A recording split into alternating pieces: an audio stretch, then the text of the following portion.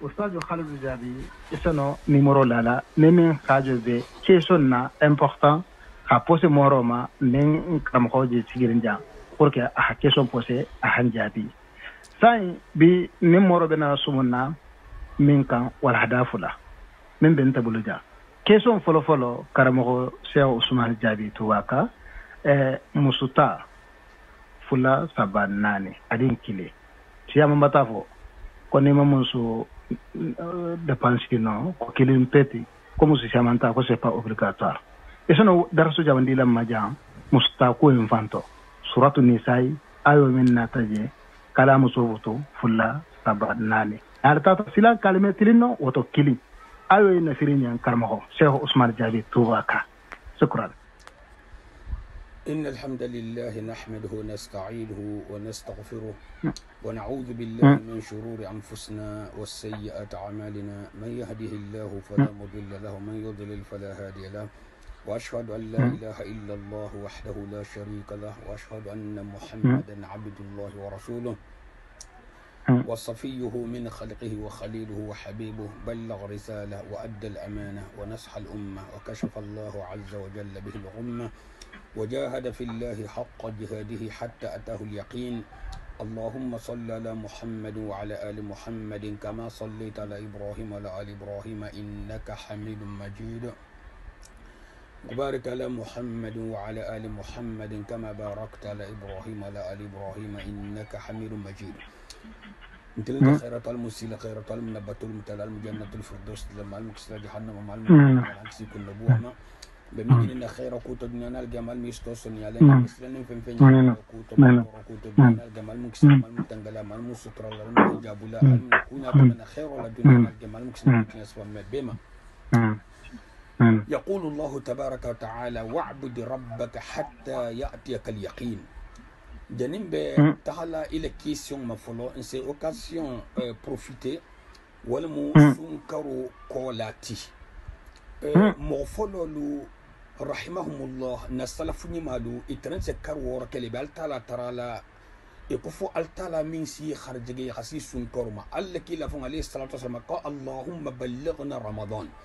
مارجن بتي ترى يخنا سي سنكرما تونو صابو لا حمل سنكرو لكوتو أنفس من صابو لا حمل سنكرو لكوتو منتون نيني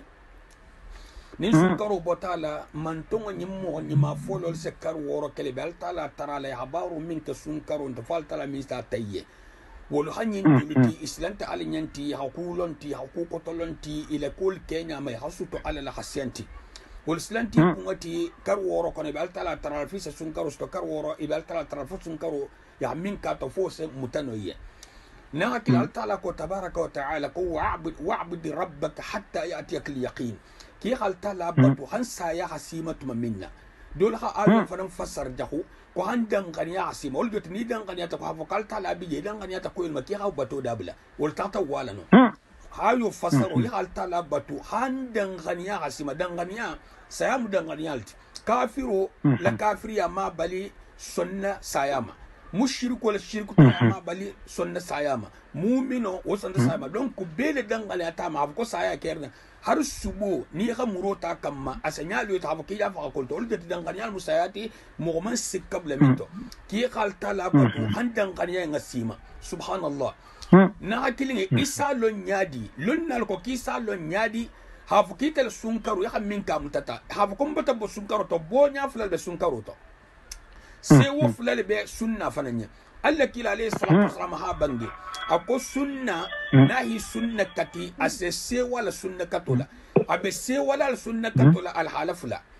مؤمنو سيوا نم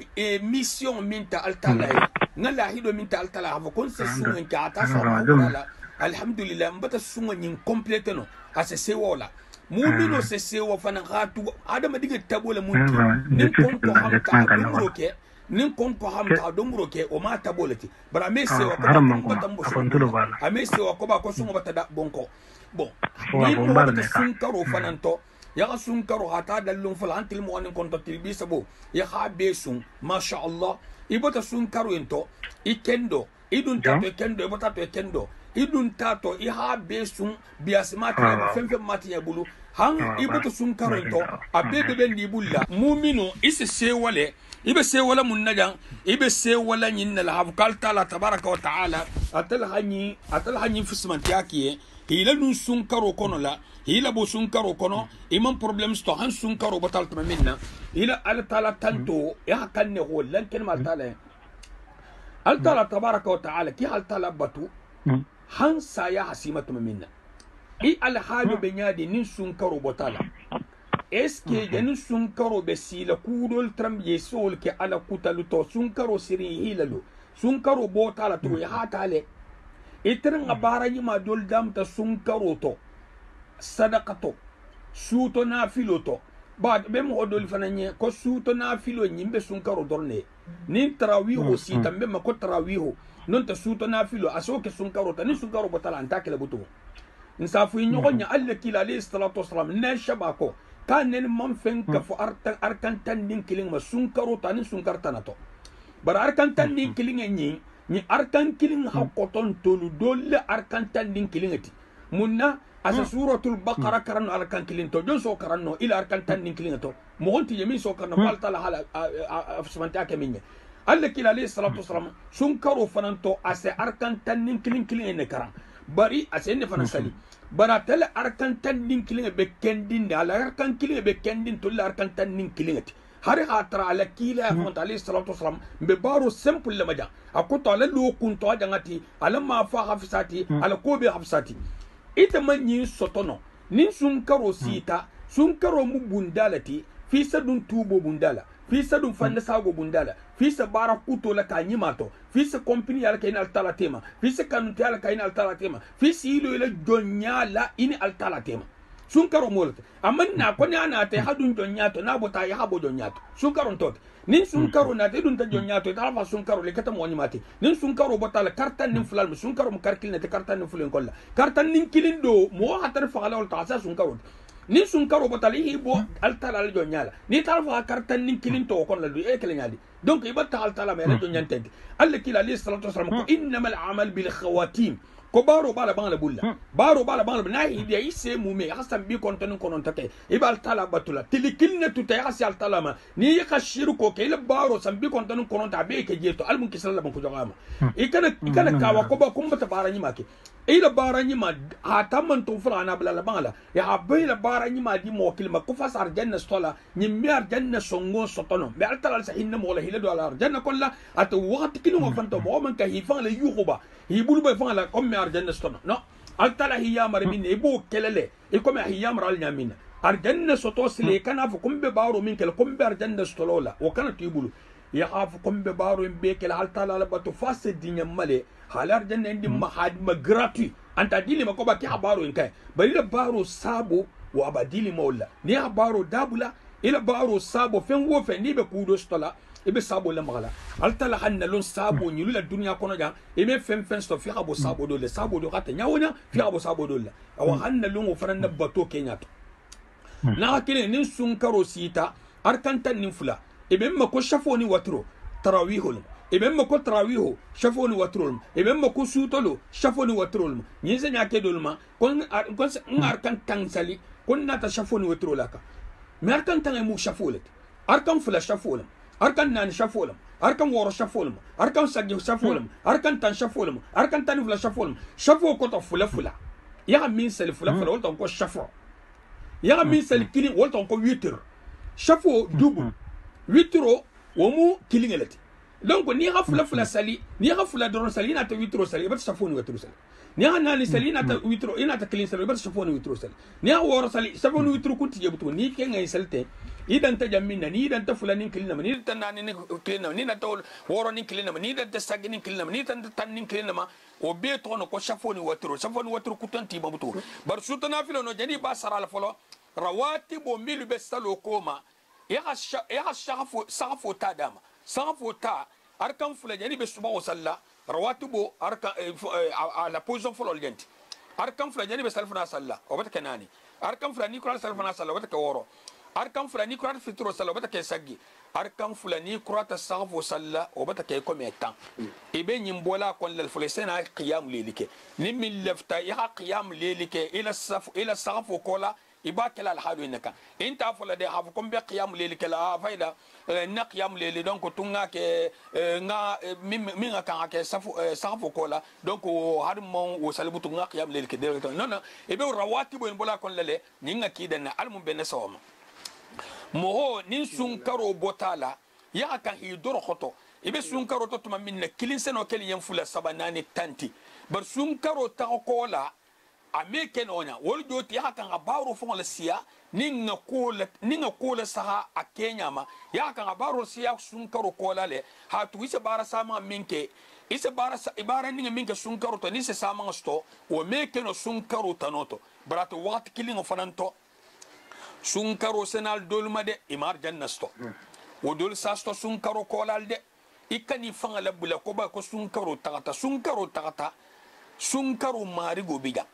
sunkaro tagata imargi ta sunkaro natali ha occasion so takabaro la siala sunkaro tawo kana ke kila sadaqo tagata sunkaro tawo kana ke ila qiyam lil tagata sunkaro tawo kana ke ila barnya dul jokko tagata sunkaro tawo kana ke ila baranya maylo hatta ila jama'ar salo hata sunkarul tawo kana wakila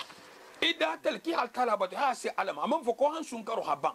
ni ta sunkaro ila hayato ben sunkaro ma abele ko me mo min ngabato ke sunkaro ronto abele ko me adata sunkaro wahato dorne ha tu ila bato wahato ila sima ya la hagigo le jot to en butu nyinti se ko nyimbe tinyar ko le kolla ni al talami ko bato al mun nabanya nyal ko mebeto na hakilin si nyon na liwala akema na musuma min darta zikirola altalafin kola suta salola sadaka bola barnya dul dokola ila alwana karangala ni ha kuntu ihi bonni luto few basun karo battaha hana la jamanka ida ta musique la mela ila télévision lo ani l'émission lo ani la kuja holu ani la fanyadu ani la mohoma kumolu baraja o min be habunda ta on sun karoto barani ma mebe ha be bundal ka sunkaro takta nyame ha barani ma be bundal ta to baraja ho be bundal ka nyimbata ita kite ni alaman fadan ku sunkaro to nyimbata ita kite man tubo yin soto sunkaro to al munkislawma saybo la futa million kibe dunar janna radiyallahu ta'ala anhum dikom senna bokar al mubashshirun al folo afuta million kibe dunar janna isesi kasla le soto altala lar janna du ana la yanfo tamase de bala munti dongo hasilan ko wote ko jahannama data tele bani ha mu hoje batola bi jonjon bulala fa la ngagnin kele wa kan hasilan fa ti eske bato tata mbatalo mbato mu fenni malati na tata bato be hatta jurun fen fulama ahata bato be hatta jurun fen fulama wal mun neti ahsaha alayen wal musawaboti qabla kila ko sallallahu alaihi wasallam nim fem fulo ni mbota bato to ni meta nim fem fulo fana me sotono londo ko non ti halon na lukaf no ya milba nyas faliye nim fem fulo ni har lonna la si soto surtout mo men to ku kalama ni be al talab batula asa hakiba kel ala keline nta kel mo hol hafo ni mo hol hafo ila ko mo tinta bala uloma nta kel ko funga fengesto nta ta sto mala uloma nta kel mba kel ala keline nta kel lullaye nta kel madiyaye nta kel fenfenyi ngane khasaha akoto ha khali sahabu fenga bebulu katrabe ala kilimbulu ima ke gorkula ima ke moye ima ke madiyaye ima ke jigiye ima ke fenfenyi ha ke ala keline ya fenfen kafu ala kiline tayima asakibulla fuleti kili e afketu mu khaliso kola ni ga khabaru khalisa amman ben sawabu ma baro nyimbele jolo ni bulla lan taala sawabu mu jamatiga al taala to laftanga bara akila leki ko habara nyaitanna a hayya mori ko nin kila nyinga femfen ke ko ngoleke kila man femfen ke kon kanoke kila man minke dino to ninga ke kaba tulambulu rad o bele sagilamma mohol sile hatugu mohol data shentan be dunya fo shentan faranga ne tal mohol ko ol joti e fa vérifier na fota sa ko nyimmeke a iko ko tanante nyimmeke ko tanante lundo isigide hilaga iko ko shentan asedun na be ku est ce que nje min lata mfanna shentan man dun kun janna puisque e kari nga be vérifier be bendinne fi halu ko shentan ne do be ko bara de bota yikum minto na ne boti kun kila bulan ko bundala bata problem dibul wallahi bata problem da ko ba dibul sentan la ne be dolu kun nidia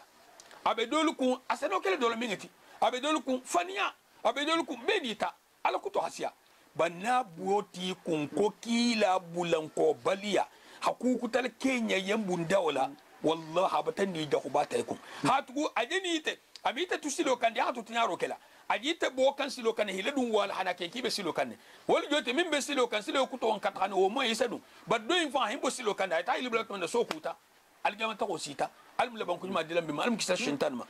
na hakili ya don dinke sunnoto wa gafisa habumba ke sunna sosoto مو بفن كلا إلى الدنيا حياته انتو إذا تمنا وما خلقت الجن والإنس إلا ليعبدون التلاكم لا في النفال عم بتوني يهمون لو انتو يهمون كنتو يهكني دينتو نهكلين سوف ينهوني من درتا أبارين الديالا من درتا سامبرو كلا أفريق الكنا كنتو أميكنو كم يعني مو بسونكارو تهاتو سونكارو مول سي كنتو بتو دروني non fonga non fana laka sun karoto mo si kuntu bato dorone akota isa ko be da bla hatu bato doroma bari akoto nte fana ko ni sun karo botala hake ko me gadol trembi singala sun karo trembi toroline hatu ini mo mil tremba to ani ni ku mil tremba mutani wol me marché sun karo to donc tungala lo fola han sun karo bal sun karo botal nyamina mo wol be se warin ko sun kar salo altala ko nga se nga takbiro ke ite be se warin puisque altala kutolu bunda batalaka na akili halu hafaki man boku sun karo to e halun koy mutta man sere jawbale te afkele sunkaro mamuta ila baro mamuta ni fakata te ya kan ya sile ko te asla hasiya silanga normal ti mo be altala ben nyoya la silanga minto al mulla ban ko nyima dilamma al musunkaro sama dilamma al mulla batul mutala ala umar bi sallallahu alaihi wasallam karamo ko barka mbato faydo kendo soto sunkaro ko la arbi faham o ko la ustadu karamo Sheikh Ousmane Diaby ka mbada sewa question fula wala bembulo question fula do hankili jansan a question fula ñoo posé mais mustai fata hanna ne kiwo ngami posé mo voilà donc musukilinta ba yene tino ale musulmane ta difference jambila abrajo be nyati musukilinge musufulo mususabo musunano explication balale aseno kele musukilin hafisa musunanoti asano kele musunano hafsa musukilingati asano kele nyimbe hakili ni sabo be bato limin tagatano musunani tala bara silanta tilimbali yala anoka asilanta tilimbali yala ha musukilinta aluka kana alakuta doni ngalon kamiano atata musunani ta musukilinta la ina hafsa musunanta la tiga albata non fagamu musukilin tala halon kun sa no la musukilin ta a musunano ta bari metilin no abato dan kan ya stafangai ana ta tuje alabato kamma doy ngalon ka metilin no ma fode hadama dinge koro normal min bato nkole nyi ngalo ne ka metilin no hatu altala bata koro yanye akoni nugule meyata nyawonya khatilin musunano te ba ko metilin no woli joti mogonti je min seno kele mesondo te musolo tema musu fananti je min seno kele mesendo ta dingel tema nyinte dalilati han fo ko misal to ni me tilin ne kan du musunan tato tilingi sifa min be folano wonte tilingi ntide ha fo ko ni mo dun ta da so be mo yato kimi o kiso be la tangano mo me wala tangano al talafa bato stedia nye ako harin be nugula me ata kombe tilin ne musolte ma komme no badal kana fayato misal to ni musunano be bulu ba do bato ko ye kana la fayato ko fenne fayri ko me antite fa la kontele kan oke bari le no doroko ila doroko to kasaboki alla kila alayhi salatu wassalam فرمة الظهراء دي مسو لهي مدين سلمة لجروب بيجي قال لك إلى ليس رسول ناشب على جروب بيجي سلمة لجروب لهي مدين كي يعرفوا فرمة الظهراء كاتف قال لك إلى ليس رسول كاتلين ناشب على كوتو atata tra neshaba alle kila li salatu wasallam ni neshaba be fano koto bonto dol wato ina ni ngode na ko subhanallah burmanto sabo no aha tare be fano koto kena muso be fano koto mum bi burmanto balaga i burmanto boku aka i burmanto hakan ne habo non te aka inya masti ni ha muso sisda la kulunga le silokan ya kan hi borte mala tonon non te ha continue kena la be mushentana ya kai borno ne bar muso na ake mun borbuja Allah kila alayhi salatu wasalam atal hamu wayalo akonna formata baye ako atuhibbinani aki khan kanakiyo ako ahibbi hadhihi aki khan kanakiyo ka ko nyinkanu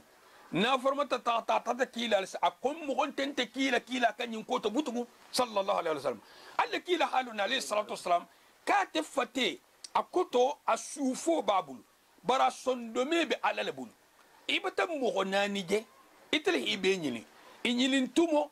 isa tre do nyini denyo 80% do bi denyo 70% do bi denyo 50% et c'est no dun fana do le denyo hatambi ala kenya sabola ala daji goni ma sabola ala konto dia sabola ala hakilma ya sabola doyi min dun ta 80% babul waqtu digila ala tamanya de sabola ala salaya sabola ala no sabola ala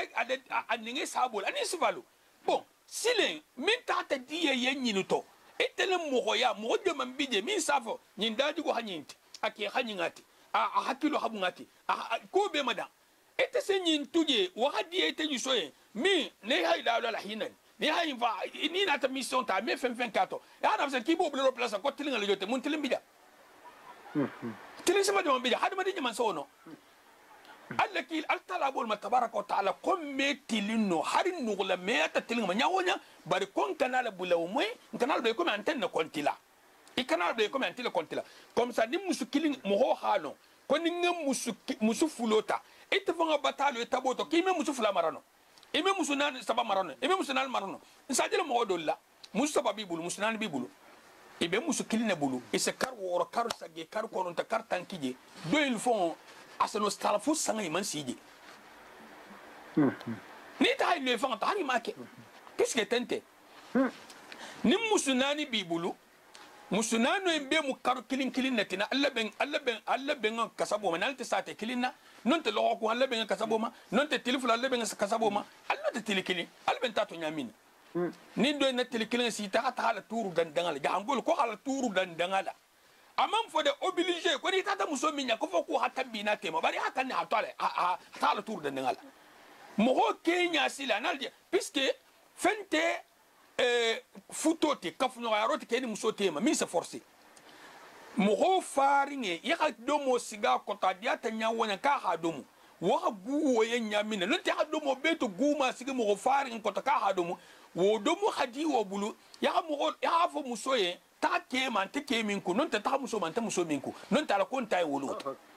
nyinde nyi me forcer wala hake lon nalu si sara muso la hi sarala ikana kele dimi ikana inke ikana bosilona ajuso kan tahi bayto non tasibori mal subhanallah non tasibori mal mo me yimbasino butu e baba me basino ina me basino ikarmo me basino mo me basino ni kese notre position ma tabanga selanga fanga kungote atabanga konta fili atabanga sino altal fa sabo alfi alhalu sabaka me kuna to wala hake bundao ame me forcer bari ibetawo min kala ya isingal je taka et ani soufo et takade hakana taje donc il est tagoje wo me il est takabali ya je savon ki mantili bani tataje ini de ngi sigi misal to ahadiye mo na hadi mo ala sumo se die ye wato dolu ala ku ke nyoya se die ala ko se die bon mo nga die à 100% die nyo silen est ce que nga kan akelo ke enfant de folo abadan mo man kan kelkelato mo ni mato mo man kan kelkelato mo kurunto mo man kan kelkelato dinga le koto mo man kan kelkelato muso le koto mo durwanti buli ha mo do kelkata la hadiyai at nyina hadiyai hasentati o durwante mo bul dugo enka ni minga te betike to nyigin tumoti man be nyini kala fo la dienyo min jenti don sadi ase nyini ne fa se dile don sadi marigo nte me adino famma me adino mo kutama donc ala ha min di mo homa avant me abona fa abulu ame adino fama ista o kel ko fa ho fayato ise mo ho gosi san ko inga guai iba gosila mo min fa da gosila fo ngai tamela diale ise mo ho gosi san min gi gosila o fo ngadi o me ke ka guai denyo se no tisila han degré oto mo ho fa ise no diale mo ho san ataman diye ko sifa be na hidia na hadia ko sifa be ke wo me ke ka hadia yen asa dobo e gonye khuno la bara meke ka asi dingira do ma fona tala fa kiti tala alla se dian nyodi donc musunin ke man ke nyogon kele la ngadia man dia kartala hadia musun tije din sababul fo dinga dol hadia din doti hari itolta hinnati atata jokki al asad ke ni musudi bari nge misalul fala kaf nyogon te mobul kaf nyogon sabab fo dol hadia din doti fanin te mobul fani sabab fo dol hadia din doti bun te mobul bun sabab fo dol hadia din doti ni ame kuno into muso fanambe tenne surtout muso fanga asabu hasia muso se no kala kunindin muso se no kala jenya hanyi muso se no kala nyato hadi muso se no kala hakilo hanyi muso se no kala sakeso muso se no kala asumu hadi ani sababe ngene min be futa sina en control tramus ibe tramus dento na hakile go ba kila muso me sina ibe keno kilinti mose adama dinga maso keno jon so keno hari ad muso li ha imposer makana barikete ma meso asa ko mbar kele musukarsa kay lo horine mbar kele musukarsa ada to hobule nda mbar muso le musukarsa betenne donc muso e daji go ni masila complete le keya ke fana aseno jarabi le muso le sai abata muso ta e ko me mo sa fanya mina hari amanta sa ko muso titira asiat ni ha muso le kenya le sa ya tele sa ya muso daniel say halsa ya muso le kuningal say halsa ya muso le karan say halsa ya muso le kuningal e hakilo say halsa anin ko mebeto ya tara muso yi ni nga mo ya valoriser ça ko muso yi nga sakenti donc ke imbuta bata jarabi muso yi na anta fe muso ababul e ke ku dande fi ata ma ku akode ya ni ko fi asere nga bel ta ma jey afan je sere kilna ta mala ko dimma kun dimma sharia jolle ta mala sa tra sere nga be boyta donc jambutu fi fan ngi munu e tike ku in kole donc fana safo muso ye nyenjo ki haka hakete fi hakete ku min te mo du sotono mo ba fa forcer le face isigino funga ke fi ala shari ala batu fi ala fa no passe fi ala na kili ku min be mutar fala minga siato me ke ta fon so régler fala jan fa passe ko bibla la to ku min nyam tar nya fala mo je gon n'importe ma face bo adu sta ku ta blen ko ndaga hayne fo ala bo ke mo ta nyallo mo ya ke do isa ke do l'histoire fo har muso si go si sta to ni bon ni min be munti ni be fatana juso la baro min beti juso min ante mo bula be ala kilina bulla donc denye min be no me ku no juso la dia nyoto bar ni ha fa no san ma fo da ni do ha do bala misal to ha ko ni hakulin ke do nya hakulin ke do nye o seno kala wahato do le bar wahato be fanan tot misal to musudo nata ala sam to kuntuta sam to sanye mboto ko ni be do sanna do fi hasan be imam bezo hasam to sambe nja puisque do ne sam to kuntuta do ne facture nata facture ta dobul do ne facture 100 euros amboto sunga 100 euros di 2000 donc ibla mbela mu dingal fanam betenni hajo khabula ya hajo to poto ani lefta plaisir ke mo holiye wol takalite ni plaisir kaliye ya kan aki bele ni ga tarebe dépense fanan talala ya kan ga tala ila konti kasabulma din sabatigo din naltigo din lulutugo ani svalu ni afata ko tilingal jot ninte tilinga ti din nani be dobulu din fula be dobulu ya ta sandido ma sandido mo mun tilingal ti ko ba ko muso kilinte contre ja muso na dingal lem non te bata do bu ngini do e mam bun so time fo bun da golen keme saba nga misal to bun do ita bun da di ma stoye keme do la bun sara keme ni bo sara nyami hakem fula la ko ba ko se do ta sara keme saba la ni man do ta ba do se keme saba do ma ya anta bla jamine se keme di subhanallah do ngem fuye bu sara le mo ma den keme din keme fula kuntija woni plaisir te kilinta ni balo kenya mi hakan ha mo wasa ila no kasabola almu ben sawma ke min se musukilin no ani ke min se ke min me musunani no asilanta alanya asagiti ko e comme altala fanga fa nyamina ani ke min me musunani no ata fanga batala jarabe afanga ta meno atati dunga ko to musukilin tigo na afsa musunan tigo nti munna nyinna nambaro khafe hasado intati do nyenta do nambaro ko ba to mo bata nan ya sto de ya kameno bari nyimbunda nyin lomman di mo sama bulla seulement do bije asalon na musu fulata ni amusu fulata ya do to fayir ngato tata sigi do da fe sankili ita halo kan halo mutun ko sabanjo man kan tawo kam puisque c'est no kelo do il fanana ni hafula nyogota ya hafula fayato e hadu fuin tala mutun kal muallaqa sankilin samfula be min tombe fungo ilo kon lale iste doje na be na France ga assez France ga face séjour la babulida isa tra muso be gar linga bulida jambu Carrefour lat na ta to Afrique la c'est séjourner min ke bu jambu bun kono atato ilo kon la c'est séjourner min ke nyimu vilati ni te viti na hakili alum ben so ma bon bunda mo aka ni hol sa ni fulo tema ni betenne nin khatara ke khalon kase musunani tano do en fan ngalon kase musunani tano do en tata kilinta do hananta nanti go la hafsa kilinti go tipo nanti go la hafsa sabati go tiga nanti go la hafsa fulati go tiga nanti go la hafsa kilinti go tiga e comme fulati go to hafsa kilinti tiga sabati go to hafsa fulati tiga nanti go hafsa sabati tiga munna النبي عليه الصلاة والسلام كنت تزوجوا الودود الولود فإني مكاثر بكم الأمم يوم القيامة أقال مسول فوتو ميل سالك كانوا يسدين سامستو بيخالين لون نمونانو لدين سوتونو وانتي كومي موصبوتا انتي كومي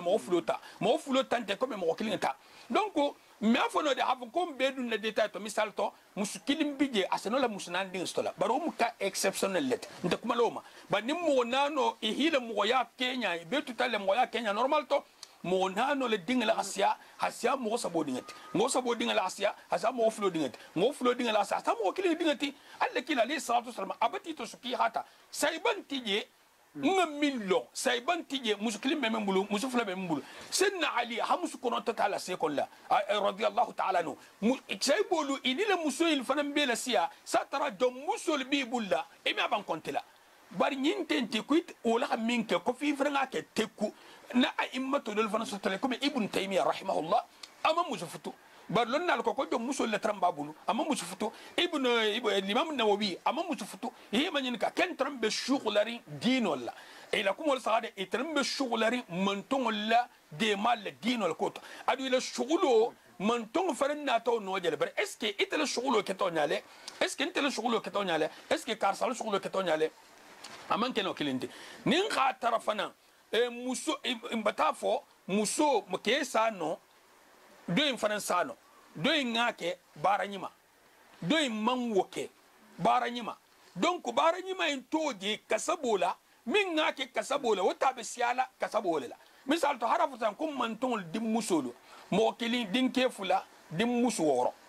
nim man ton dim musolo to te man ke so muso sita sammo ni lulu ma man ke sto ba nyine sammo ni lulu in tambi kola nyine sana tinyaro te plupart ni mimman altala min protéger gens amile tanga nyine vamba sana tinyaro ti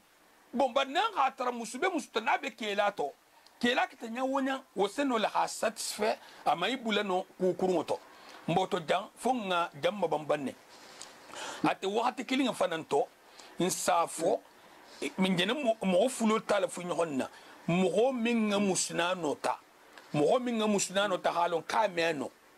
musukilinga ta wa halon kameno ni musnano ta wo bata ko bulla haramoti hatu bajen fenne maden ame minno do en ta bata kabul halalo kunyi mati hatu godan ta fenne ma al hala wasandi minna insafo hambun dayna insha Allah ni de ta do ta je onin karoke men malata gata insha Allah ala bul ok donc matafan kito me gana konti fo nyamena igana dan nanile mo kanta muso tala hamusnani kito me asala fa ngada le nyame sile mo al tala fa ha fo nyamina no da ta hamusulu oro kiti jambena musu woro musu lulu ni ngamira ni kito ante no ndim mohoma kiti le munti ante no ndim mohoma parce que d'abord sadam ta folo dole ko fa anki huma tabala ko minan nisa masina wa sulasa wa ruba masina ko fula la mawati altala ko fankihu ma taba lakum minan nisa masna wa thulatha wa ruba fa in khiftum alla ta'dilu fawahida bon al musul futu fula saba nani nal tata silan tilingela non te tilimbaliala al seddan kilimma gam folon seyni karoke mo milu ko fula nyin fula saba akoto nani wol joti fula la moti saba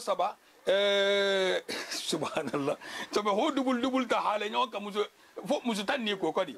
bon nyim mo hol folo inta mo folo luko hatugu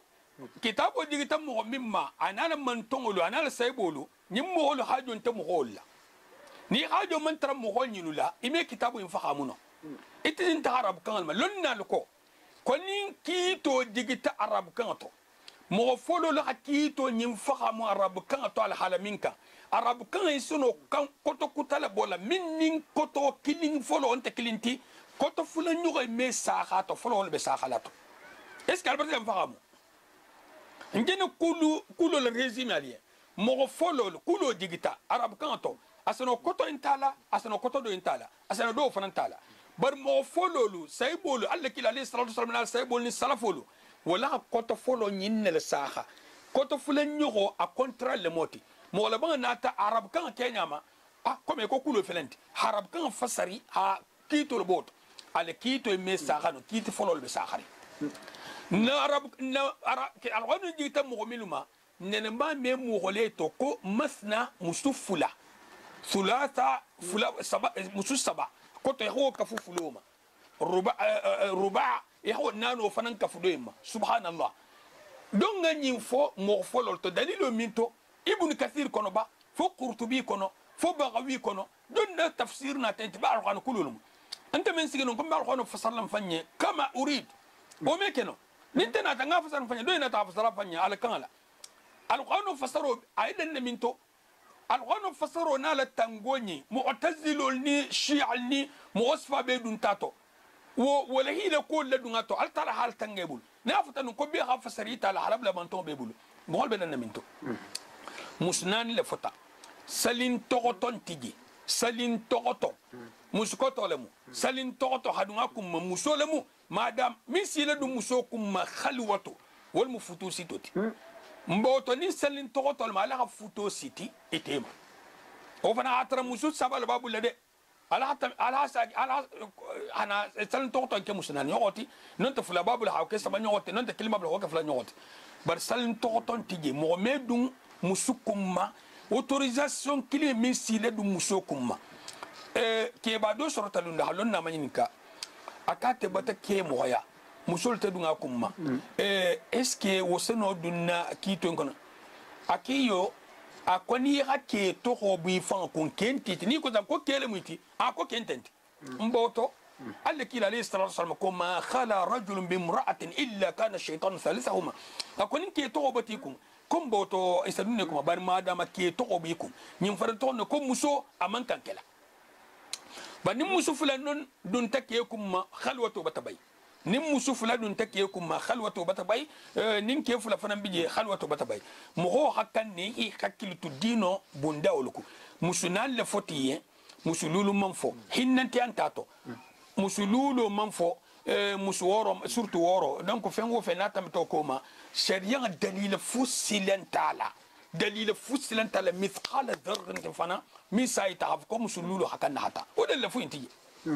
donc ni minga ke hake bari ama fu fana hafu ko njena minke ko yin sekele mo ma mi rafana mo sa ke hada ko njena minke ko sekele kay mo kililama atal hake mo ha minke piska batake ha bulala baru dul kuna abi al tala ben yala baru min lal gamal sini mo ma fa kibe kito sambalo kan mais comme yin karo in spartana mo na communauté to nsaful wato be nganna kankar ku nangol tranyamina donc do bije asaje min ba nyato nan wa ku do ke afasana bundal ka fananye donc ngamere nyin kar sifa yi asaka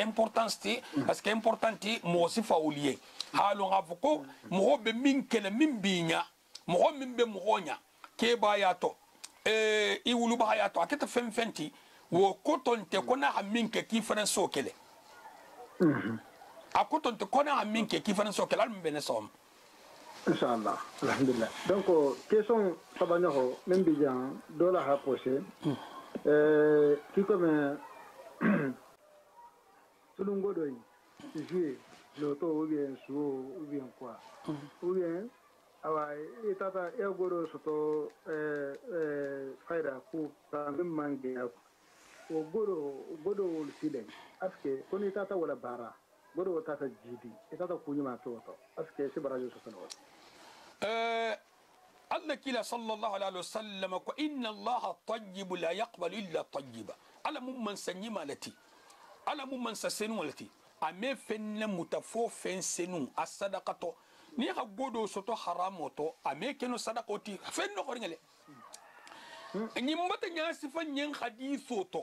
موريا غودي ميكي صدقتي أمي كبولورانتي ame ke misir loranti ame ke femfenti haram wala mu haram agema kewlo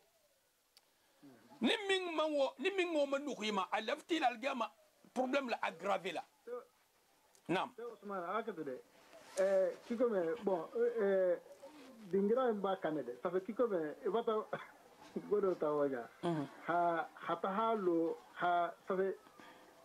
ya godo ya wabilu lo soto sai ya tawo do fendo to après wabilu ta double hata ke wa kemete wabilu doensile asko ko nda karamo aba ko lelke e barata gori kilinga mu wulo feño na da be fenjahu donc ni at wabilu kilinga at wabilu kilinga min babulu wala to bugita o madama ta gori kilinga mu ameno sotola la butugo akanne ha godo fanga la sensen abele ko me je ni hake kabo kono la no min ba kono butu nyuruto be sigrin je ko kabo kono ya je ka kono ni nyuruto en yelta be den tema la ko ba ko je kasabo nyuruto abole tala ante je kasabo nyuruto tala se le je be le kan donc haramu mu haramu lati abe bu nyale nyami na be siala nyami na be wuluta ta haram kilni neto haramu mu haramu lati mo man kan aso tulun ki tala kelal tala kuti mo milu subhanallah ya lon ku kin han tromper arabolu ila drogo bi jarabu drogo balamu jahanga drogo balamu akoto ni mo sesi tajando mo drogo bakling na bakanna wakita mo ni mal sila kata banditi mo drogo bakling na bakanna bandi ja ko min tuto dum batilo to setta ko tar drogo si fainto abitan ko mo ni mal ko ba ko mo ni mal drogo bakanna mo ni mal drogo d'accord puisque abi mal te technique bay sa tra ni mo bandilati ni mo si fa mi afo haram ko haram ni ko haram ason 2000 francs été ici que le col français gala tellement que tu vas faire ni ratra sunyaro fo bosron ta ta ke mo fon ka hile godol mutila o mo sba min le ftola it staff wa ta sunyaro godol masumari ita ta fo nyal ko haram le munti subhanallah jol sene da halo na hakilinge be ka kanne khadan khaniya soto lundo be na lale sajela mo sila asewuli asila soma asewuli urala asila soto asewuli subhanallah lundo be na le be sino lale kibe wuli le i kungo ketu kitingela i bulu ba banko i mara banko jande be keso fola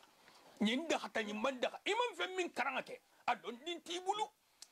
kitabo fo ni halaka har kulu kili me fasarno ni hafasaro be ki nyolto mo mi fo be kitabo karna sambilu ni be kitabo karangala ila كلام فانت ساحري إذا كنت ساحر سورة إنت من منقوله فان جات هل قدرني حالك تما فسرنا إنت هتري لولا مو مني كوكو من ده نين ده هتري يكون بيجاقول فان من دام ترسل إذا ملكو كافر والمنتي نيم غبارني كوكو كافر والمنتي سبحان الله ني الله كلا ليه سلام سلام كوني يكون مو كوكو كافر الفلو دو كلمة بتساعي كافريات إما حكي كافر وساحرين ترى نامن كافر وتتلعب بلا لا بلاس إنت هذي من مو بكو كافر والمنتي مو يبلا ولا نيمان كافر يا مو التلا حقولتي التلا هتان ahakan kuma kan ati saho to misal to ahafal hono kono nta na hadithu to koni minga nke betke kafirot ni saharin asima ya interabe appliquer mu hokan shartul bat mawani ul batabai shartul batadafa ya kafir ya fa kunto londo ka bari te hisigi fanga mate ni diminta bako kafirul multi ila kafiri yayi iben tarlele mizano kono ni mi ke kwa jurbo habu ila jurbo beti mizano kolla mizano dundungaro na wala bunya fatanya min na hakili ko ikani bula koto ikana kuma fo million din tibulu ikani bula koto ma million ko ba ko dunya be diare ni sogol ta fonyo bi fela lundo sena fonyo ise tunema isi bula din ko kono e ba fo la muso milite ma dibe jelle ti jala butugo e ba fo la kafunyo milite ma ti jala butugo e ba fo la khabilo milite ma dibe mogol tulo la diala la wolu le bado na fuko dalfa mo hajunti la ikilin de betulawlu itasilo mini ko koy mo haramol ti mo ata fe kara sanjal jal mo be fe karanna ite be sino kandoro ite fe fe ni ko koy mo haramol ti e nya jawlo mo golto est ce que ne mo folo la haram ci fay lumle na mo folo la hay lumle subhanallah do ko nyendo to ko alay khalifa tambadu ya almu ne malama min tarbe sirin kolida lole na taya ko felero ako yen kinyal dun laran koto de wa hanyal dun laran koto hanyala bo ako yen ko laran koto jang nimma nyala dun malo min beje koto nti salo na min menarin sini mun na mo wol sibe le ko betuna ni mo holba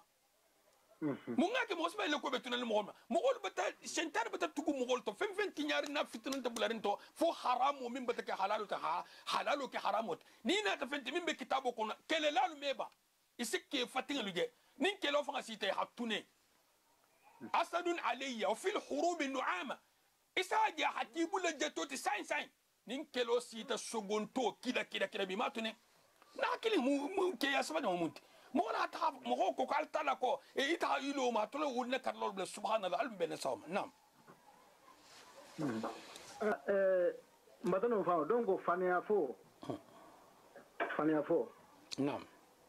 fania fo ko mi lu fania fo la fania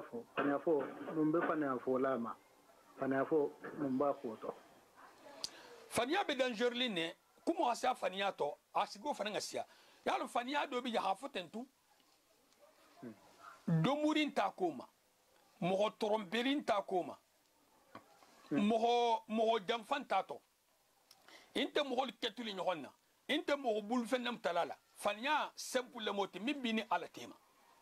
anin fania ha mo trompela nim musol ma hatala nin kele mo hafania fa khasigaku nin nafulol ma hafania fa fi salasto non ta fania fa mo temotia non ta fania fa fitino jense non ta fania fa kusa be fania minna nin ne fanam be dangerlin altala asa fania beti alla kila alayhi salatu wassalam akoto nyasa mo kandel katrabar jannama to nyasa mo tomben hi ton tonyor kuja ko misi samba jahannama tato nim mo to la tabutu altala ya ko siddiq ikon batabato al munkelot nim mo to la altala ya ko kazub ini problem lemo mo du ila fanya be sala nyaminna ni no meta altala ya butu malaikul tema malaika bayil tema ko karsa to nyantun atal kumala mboto bata dia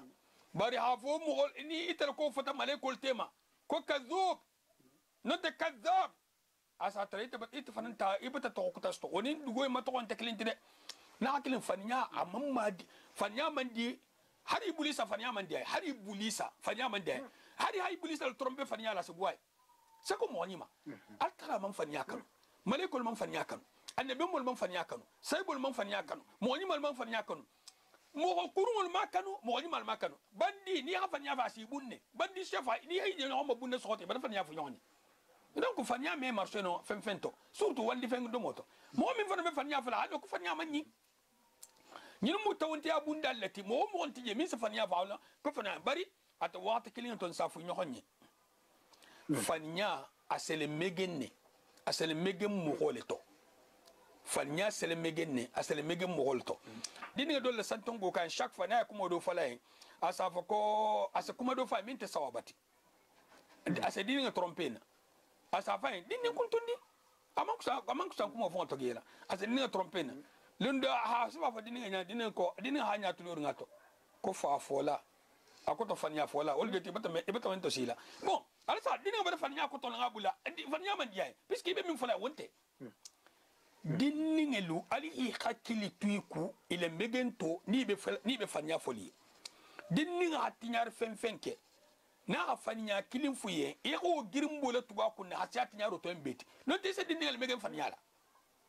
wulu ba wol se dini nga internet fanya la dol fon si dingel fon e sa dingin ne fon ko ni hafen ki kana fode ni hafu ya kete no e kan dingin e dinga se ke mo ko totality to ake mo ko totality ni mo dun ta jamato tonya folalmu do dun ta jamato fanya folalmu abere ko me nin tonya nin fanya nata tonya nin fanya na to mo fanya sembo habu ha tu fanya sala plasta sai asa hujjatu sto tonya kun sai bartuma minna ni hakulu kotobo isa tara nyinga hujjatu fanya leta sa tara ha place fanya leta isa ki place intenti idina ya pale min te place inte kunkunni ngolemu start kunkunni ngola isa fa kunkunni tigolemu tonyati i place intenti pale lemu malo nu fanya ni tonya betenne awadin ningel fana non te idinga abiden kona fanya fa kunga bato ni mo dun ta communauté fen kon la ase na ko ka fanya sa kunga bato d'accord na dun ta fanya fonya usa ko to do e fanya foy isa ko to do bele jari ay fanya lala morti nyaaja wulato ay fanya lala morti asgwa mo wole morti ko to do bari sena korosi ala sin ni darin bata mo hoy belefu isa inyu mo wol se subi altara si la lil hamdi ibnul qayyim rahimahullah ako iblis min ibul kuja ko la ni ka kuja ko ke sohota tele sala bo gela asa mo wol lil hamdi altala se mo lil hamundi mo honi na fanyala al kumo me tambi atal kenya nyawunya e sena doenje na hammin fo ante bolaji haranta dima foliye bara kente bolaji e sena sa fayda ni harada to haguba inna hafsa doenti bay doende da to dia fo man fenne longa infan la koto ni mu fanolti ka ni mu fanol droneti ay min fala wonte donc ku fanya mandi mo moye e kani dingale megen fanya ina afu diga ya golata nyawunya e ha fanya dingral fa min sefo misal to fanya ibi kungo tulato fanya ibe mu hodo kungo tulato fanya ha musona akete motobe fanya habarin te motobe yego o figi ha fanan ila longola e kan ta ko fanan ke bundati ako walla antrambe konto felina no fi khila longola fanya sabo dingira sabo fanya to en be ha fen ka mefo ni ha fo conséquence min bale ila longola alum be nasawma wallahi alhamdulillah rabbi alhamdulillah donc ustadu karamo Sheikh Ousmane Jabi baraka mato sewa barkana sai kila sallallahu alaihi wasallam ba hijo wala jana sila nam ala hijila banga ahida kunyajalo ala hijila banga ahisara mun fananna alla kila alayhi salatu wassalam hajjatul wada' mbata aqissatu kenu men allaftala mba complet le hajjatul wada' kitol mushamil moman tuje presque kitman tuje min do man fato mew mataten burgun sun hatambati awo sena ase darso tinyale o mu darso complet darso min fanamu sano kala dun kilin darsunte alla kila alayhi salatu wassalam min be kala hayato to min be kala akala kila laseto alayhi salatu wassalam abedo be koryari fongo Jabir ibn Abdullah la hadithu into limam muslim na taminta haditha jamba into abedo be koryali ngato ni alu laftanga kuma hajjatul wada'aka nse kuma waka insha Allah wonso ke independenti mew basa nadar sula bombe kuma kam voilà donc kiko be jena ita nyamenna prochainement nimbe wala hada mutala bada mutala wala makode insha Allah na laftanga kuma hajjatul wada'aka na laftanga kuma hajjatul wada'aka nse wala hada la kaka non tanga kelo ko to bari basin ta hasage wala hada insha Allah no voilà voilà ngake ngo que c'est très important parce que quand on siawana boto ni wato min fanna tabedo ba insha Allah donc sai karmo Ousmane ibata ita hafo kon ni mo ko ha keso min pose ni mo ko ha karamo godota e hala me ganya wonya abe mo karamo la mo wota da hiji ata gori tibala hijo samo da fami mota jan difference nyaboro le bijan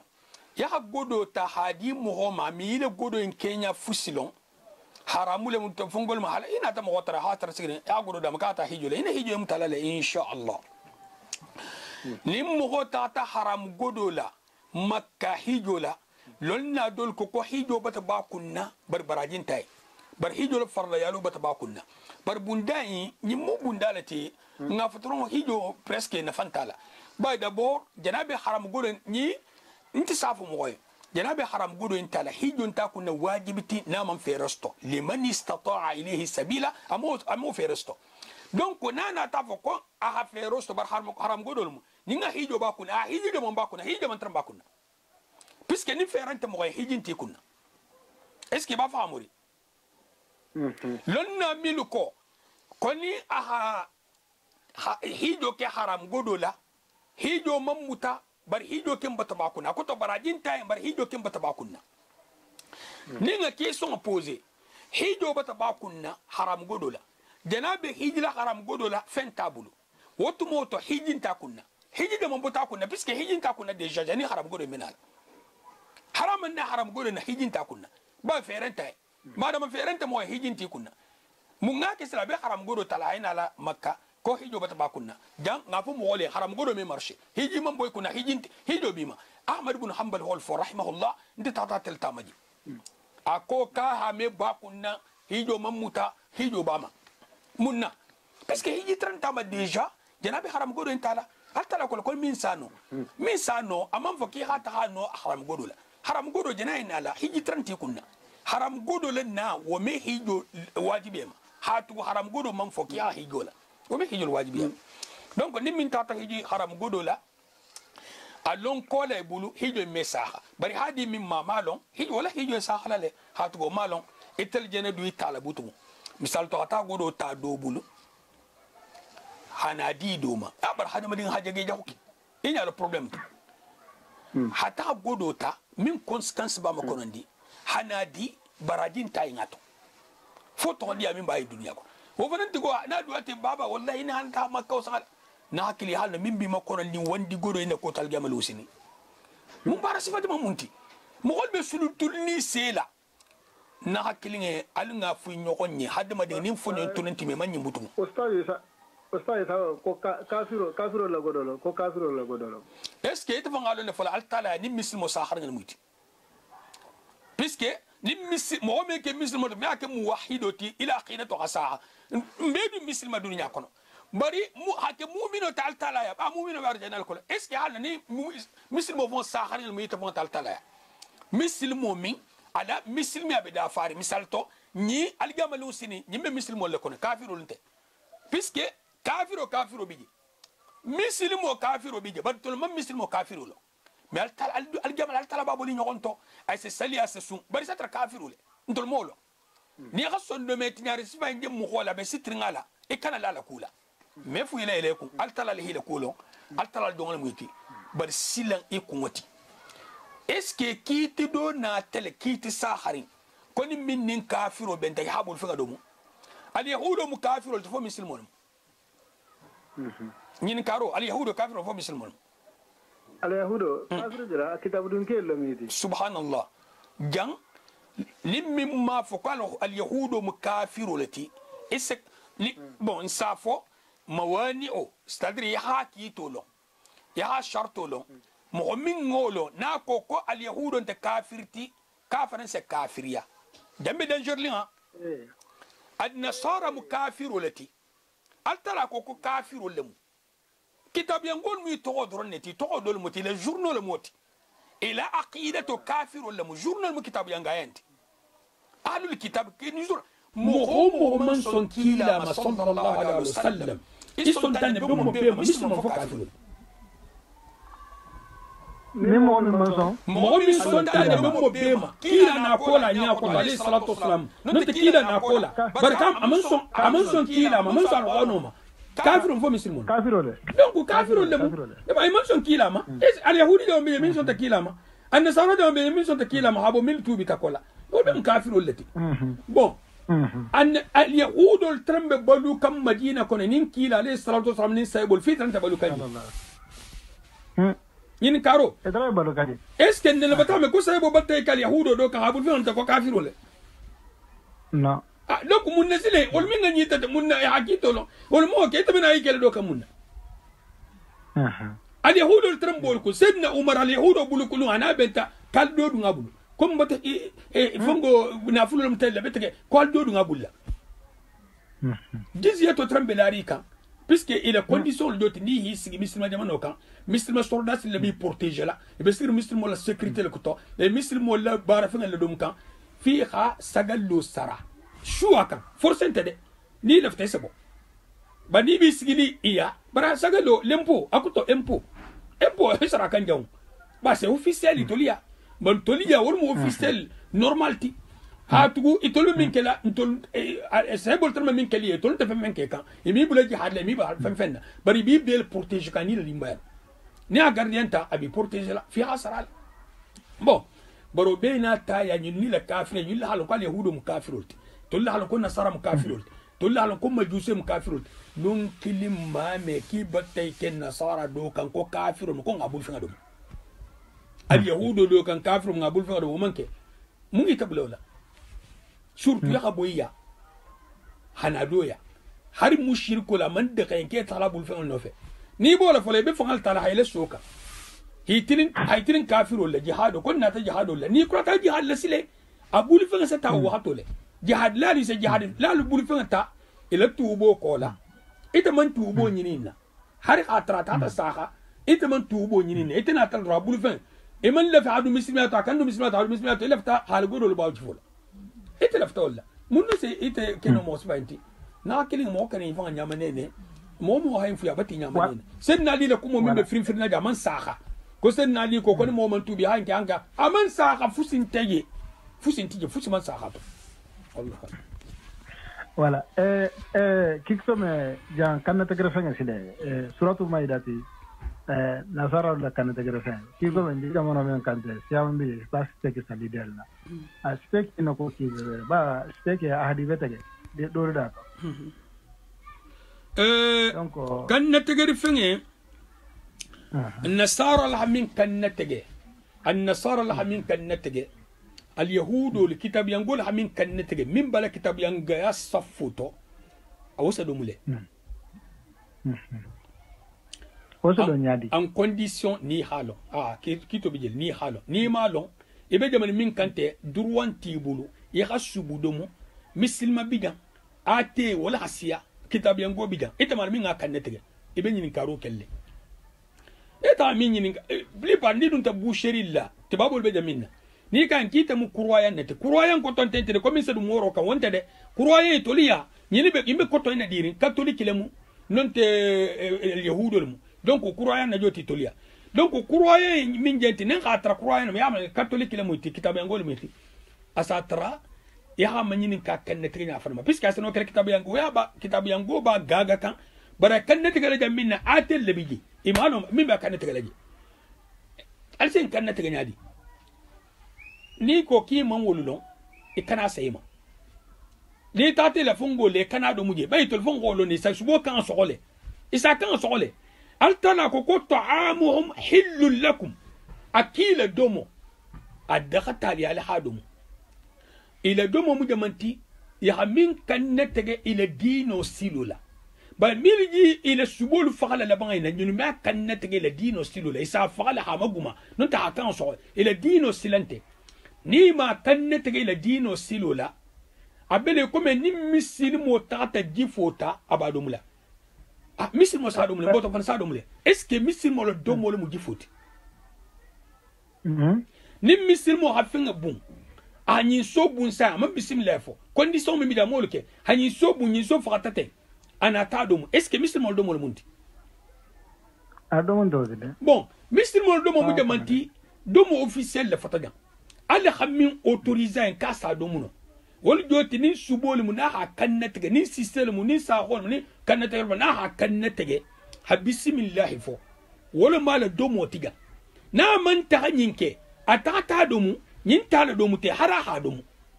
ade kitabe ngo fer betenne mislimo taman domu na ma kanya masako kitabe yango alum bena som inshallah nimo ko aji fo de muslimo bima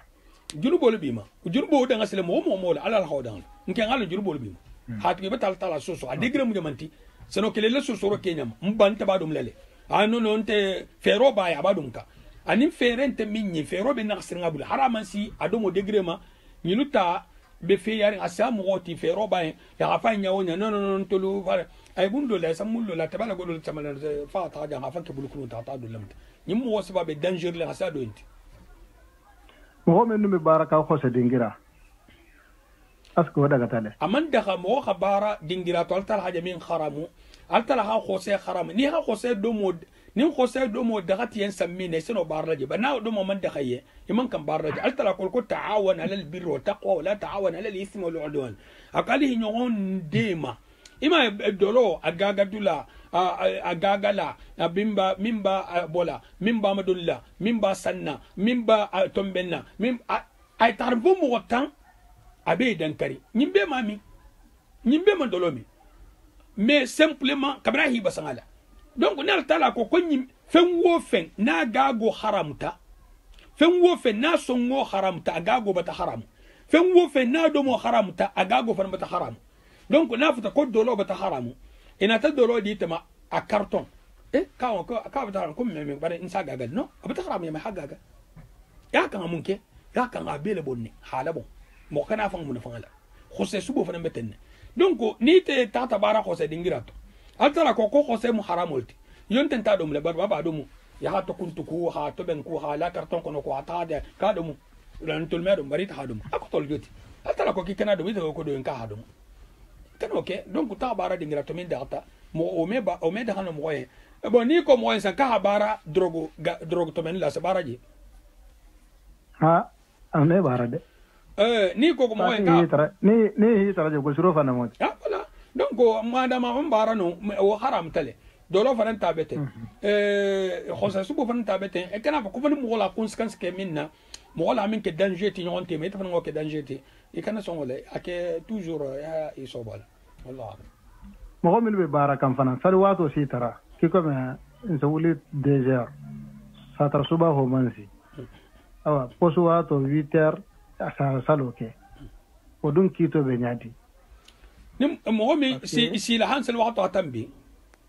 no a tata bara dulale sal wato sa taraje adun a meno baro buluka nako ka habluka patron faida ababa ilale kiti jambe no nyimmo abe danger maximum le to ha tugu alta la ma da manso leti ana la patron da manso ana khada jige base o da manso patron me fendino ama fa alta la minna tege alta la ala minute killing fonyo hasa patron ina karkilin sarati ala la second fonyo wasia patron ina karkilin sarati ala bati ila bodunya kono hila sotondi hi balundi hila fisiya hike moti abido modili ma ibidi le kilebe kendi ato ibebe ite hi ban wala salo le patron dinna ko la ko ba ko se €1000 di makarola do c'est insupporté no hada ma dinga ma hari hakilo zakko ba do c'est sointo subhanallah nga fosay nga dem mogolma nga tala boje nga te sobo ate be kortar ngoma nga abla patron fla patron do c'est €100,000 di makarola patron do c'est 1500 di makarola patron do 1500 di ma o volante geto 1500 di ma wala control benari karusale do min je geto sile e je mutla mun kela na ko ki haminke do le baro atrotinyal na ko ki haminke do le baro atrotinyal ha titake dembe 100,000 le dilima dembe 1500 le dilima naka kilin ni mu gol tijan hakilo minna mo min je 100,000 tigola ya maro soso kan 1500 tigola 1500 tigola kola est-ce que hakilo be mo goynale awal talata ame suma hal milliard lala ame suma hal billiard lala asia o beti ime alon ko altala biye fona hakendi adibul hi na matamala dugo kansa ime tamano ko fo sa isalu wulu la ko patron ime kuno e na kila al mun sonna altala kul mbari do hanyin karo ke والمسلم بالاسم الذي يسمى نفسه المسلم ولا يصلي ولا يصوم ولا يفعل ما نم مسلم وكتم مسلم موتي امي سالي نا مي سالي فيو كافرون قال لك عليه الصلاه والسلام بين الرجل وبين الكفر ترك الصلاه دونك مغني كافر اتيما بين الرجل وبين الكفر والشرك ترك الصلاه نموها سالو توجي يبتا كافريا كي درونتي جاندي كي تو فتا بيسكي كوم ولا نانيالمو bar muso fanan betenne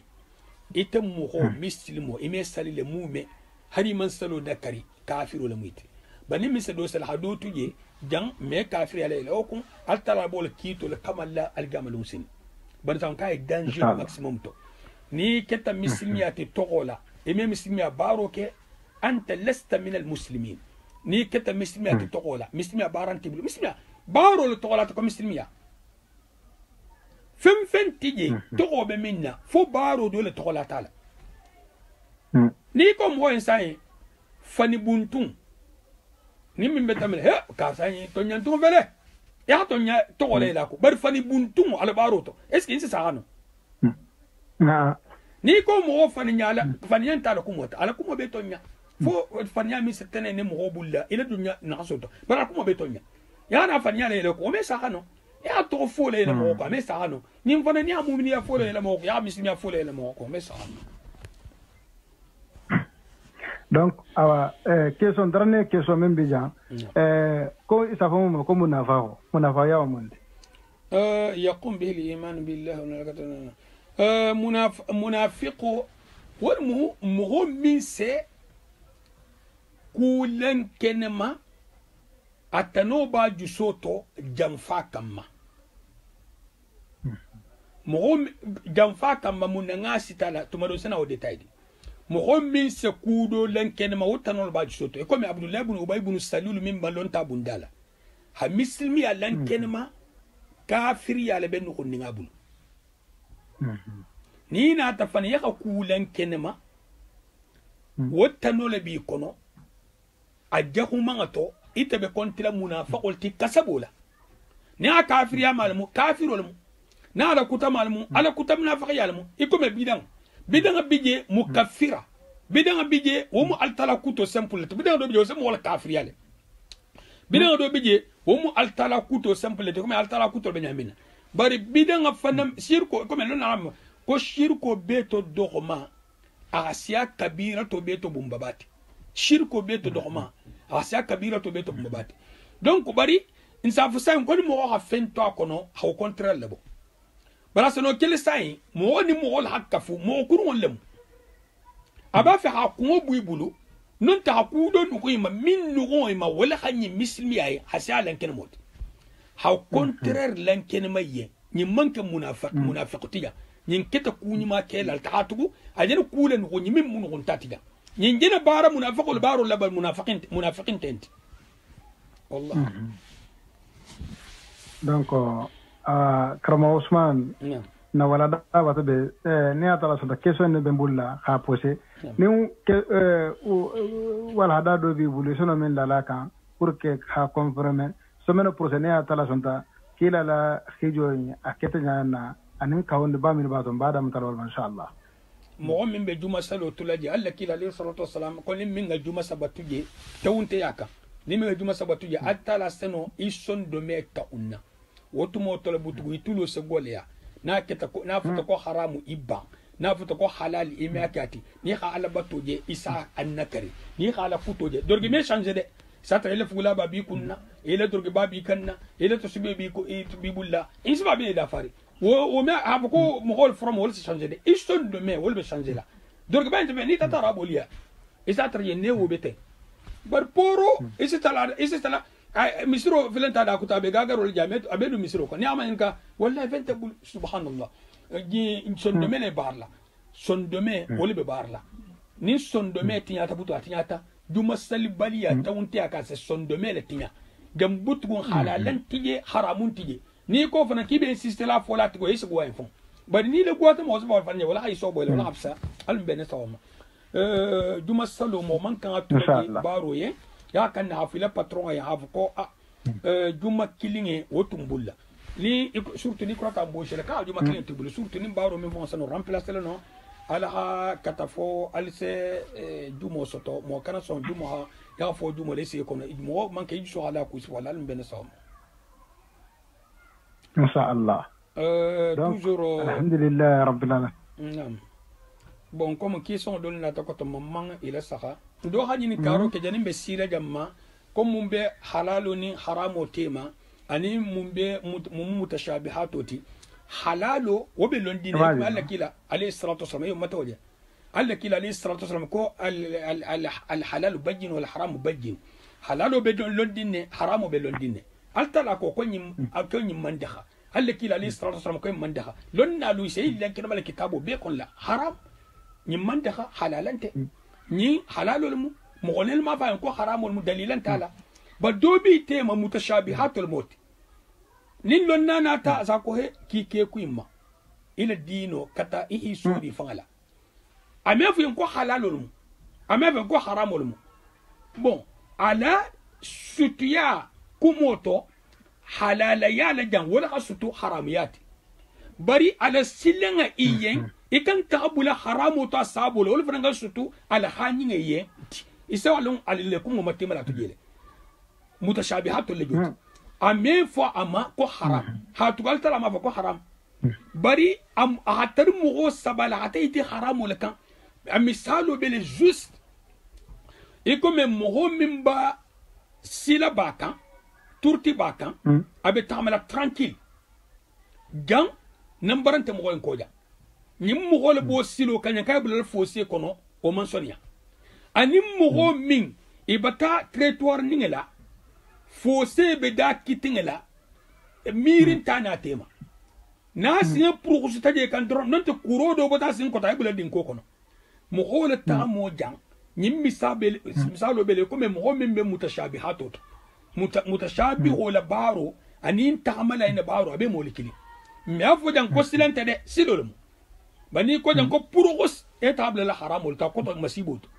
جاني بو كلا حلال سيلا باكان اي سومو حرام ولا حكي التلها حرام انين حلالو اهيتي فتنبو متشابهات الله متشابهات به حلال ني حرام تيمالي ني تعمتا يها حلال دم يها دم اسسي متشابهاتهم متشابهات ني سيتين تيما ايجي سيلا حرام لهم دونك متشابهات ينبه حلال ني حرام تيما ني ها متشابهات كومبا ibetala haramu lama ni bata haramu to idunta mutashabihatu to hakum baytala halal lama bon hala mutashabihatu in kata security mugoye ikana dun haramu to ni min bota halalu to itata mutashabihatu kan haramu dum lo batimta haramu ke lo batimta mutashabihatu ase nodunna misal to ngafsay ni haramu email sto fo telephone kunin fongo yaga telephone ta hay nilu hako dulke nin kilir lamu iseno min ne goro dum labulu iseno mi majege yala non ta sono stok makam minto ya na ku sifawlti han atay bula haramoto pour tejin min ke debila ninte haramuti ame fan ko haram bara ayi sabahatay te haram leka bon donc nim bala suti ala mutashabihatu ani haramu ani halalu haramu mutashabihatu albitim متشابهات إن كتب فاصل التي بين الحلال والحرام أكوت ألف كان تابل حرام وت التلفون استرا دول موتي أكنا كم هو بحلال وتو لسنيا كلت حتى يفهم حرام وتو إبى بترى حرام وتو تومتو يفهم بطل كيف حرام وتو ألم بالنسبة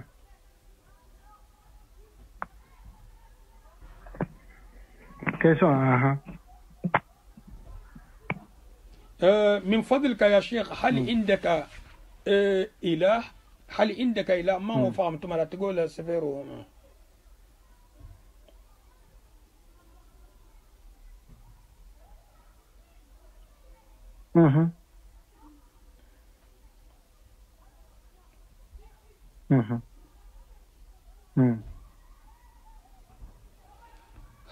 Busata boto. Mokan. Nko busata boto. Tu n'as pas ça, mokan. Ah merci, merci. Salam alaikum. Oustaz. Naam. Dans la question posée là. Mɔgɔ min bɛ marié k'a ye sunkutumu dɔ o de ko k'i dɔ bɛ nadi ani mɔgɔ min ma marié voilà a ye ka ne kɛ la al mun kisila nɔrɔ jago ya sifa yinima bon d'abord ntolile se na génération andiginta sunkutumu to lale ngo fo hageya cewlew nin wulu ba ko ha dinga je sunkutumu to la hafenkenga dinga dunga di muso ninga bul ko tahila kamaringa ya ita jina mun kejan iyo ñilla mogoy la hajjeno fonde hanga kunda wallahi ñilla hajjeno fonde ita ha misal to sunkuto kay bala solma bungala ita ha wo masiti hata kala kamarin felal sunkuto fel na kili mo folol mayke sunkuto nin kamarin la baro mu geno lati hari to man ta hoke butu bari la baro le joti barala sahade mo folo mil hanyinu ke kuma mbonyil ta to iblis la kuton lamu e comme amin ke photo talalla nabi no ko na mo كان الله مغني ما الفوتو مغني ما الترم بيجي سالت لابتو والفقري كالي فوتو تبع ملي فوتو تبع مي بتو موارين النار حاجه هيدا بلو كنا لتو تي نقول دونك سونكو تكو ان كتا تني جهanga كندا مثال تو كارتا الى سونكو تو المونتي نيمي بلو يوفالا كارتا الى كامارين الجنتي اوفيسيلمون كينا انا بابا بي بريزنتري مغنتي يمي سانكاري ادو اتنيا بي نكو نبي مو المونتي musona na baba be presenter atiyente mo la minga fselki ite staff yin ko imeke inta fulay sunkuto ninge santanga ni lulo santan ni sago samuha wa abona kum makay talal kamarin asumundula safu sal kola amena fo 0 ertumo subhanallah ke dol fana nunga katale dimbatul se fenêtre la ka hadalaka asetu sir amesi no hadin hana hadala kadui alko baba kana bakana ngay fana belo na koto bon ñin ne saxasile ñi be ta mun keleno karfa nin ke gana alinya salam bolo be nakiri ñoo na kunkula ko be sumun kanne woni mun kelno ima kono ko dam tata tema la tono ne kabrin tibabu lekki ya na tata kono ko tunenta atotu ta junubilan ken maringama bon muso min non te ke min muso babulu altala halen ken manyenne no hageno ke sero bota abe kur la bunnal hafa ki muso min abe ke lato na hageno ke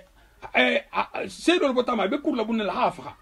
ke min anene bota muso ta bar muso tabulu na hageno ke abe ko ke muso babulu muso min anene bota si ke lato na hageno ke abe ko me abe ke lato har mu ken tabulu donc yile kito be kili bon muso min silen ken tabulu hageno ke wosa gosila da ya keme muso ke fana bete munna akoto aseno kela nyinu de guntale ba do nyin tamu no roja yalati puisque muso bi bulu ke bi bulu muso bi bulu ke bi bulu mungi bula into wala akki fa ko présenter en plus danger ku tabana bije lasil to basan ni muso lemu aseno ke lasil to basan ni muso lemu nin kele mu iseno jangaro mo dolla nin ki muso lemu iseno jangaro mo dolla nyin kiti samu na batal gamalo sini na ga kilinge nim est-ce que musalto kudo bije ni ise min présenter muso ye kenyi ada tohabu kenyi ame dépense bon kenyi asengo sile kenyi asenneke d'accord muso yi ada tohabu ada jigo manyi ay fanya fo asen sunya ngafu sai muso yi ya hafo ke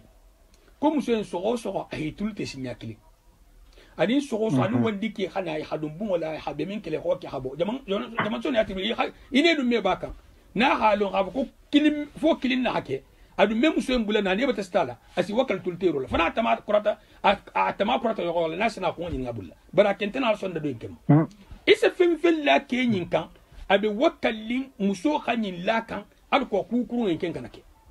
muso fana betenne awon na hakilin muso me krim ke kelato na ha muso dia ha fem ke e me krim fem ke kelato minga se hi ke fana ke kutala e me krim fem fana ke le musta ko la ite ke minga sia genoti jurubo normal ilto bara koton te kene genoti de afkani musol be kitla tal jamal musinde kene geno be dangerli bara tente dangerli comme musota munna musota bani ala tema bani ketema keta aboni ala tema itala mara mo konte bara sino kela muso ta hadungato munna ninga trele geno ke sabo ta muso inabula abele comme ni agoro tinya ele go tinya ke sabo ta dépense la na sebon la asa tra muso fanana makanin do sima alum ben so nyim fulo dem danger tal mun islam donc karmo wata kata bi wara hada isi to fano ko barka ni kharfu kitabi ese no mel la kan ese woita parce que e wata kata donc voilà dem inshallah mba tulatenne ni ni garo ke mba tulatenne inshallah hanjani voilà ni karo kuta sile donc somere nala ni ngakila la soirée ndam parce que kawndo si ana bato ana fa ba kige fanga ita nyamenna ba mo ko le perene wala ga ni se animala mbata sewa ila intervention na pour que na kanyanda ten salame fahamula na siya ta fana donc voilà donc mo samba di tanto wala mbata sewa almi sima lahi jato kendia sedua jamae almusanya kala almunkisla almuntangala almuhijabula almunsutra almarjanna kallanke dilamma almunkisla jahannama almunkunna diyala almunkisla kunna buama almujannatul firdaus lamma almunkisla jahannama almun diyama alhandima boho kaltala kilinti almun laban kunyuma dilamma kum mebeto almun kandala almun bulala kitabu ko almun bulala sunno ko almun bulala kitabu ko almun bulala sunno ko almun bulala kitabu ko almun bulala sunno ko alkanam bula sila kan silo min sem bula jahannama kolla almun kislo silo ma sila wo sila saya ko mo seken bula albalaw te silo min almun silo gwala nya alma lankin malanya alma gwala nya alkanam bula binke ko alkanam mo ken mila lata sila wo sila nase saya ko mo kenye arjanna la karangati gaburo nemoti saya sewoti marga almun silo dila mo gole atambul dunya nya wonya almun silo son ya la nya almun sonna dum kelto almun bulala ka almun banya nyal ko mebeto almun sallallahu ku jaspa mebima almun arjanna kallanke dila almun sallallahu ku jaspa alam marbi sallallahu alaihi wasallam alaikum salam do jabila ko barka almun sima ala jabi ka sabma sallallahu alaihi wasallam ko warka ni simale jato tenda